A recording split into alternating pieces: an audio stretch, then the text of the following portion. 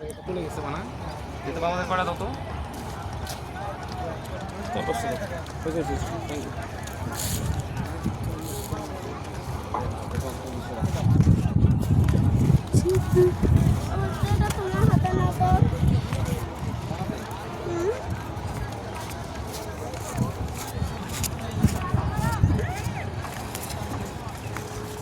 তুরাগ নদীতে মাছ ধরতেছে, বাট পানি নাই, অল্প একটু পানি।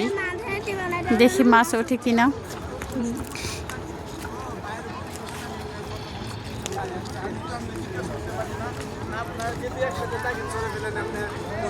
ওই দিক থেকে কোনো সমস্যা আছে কিনা আমি এমনি বুঝেছি না না এগুলো কোনো সমস্যা নেই।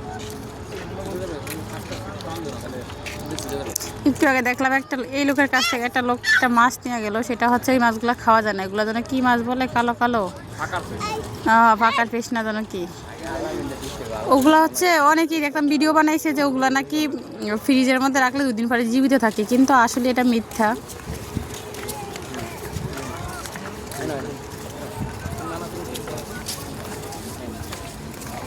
এটা তো হাত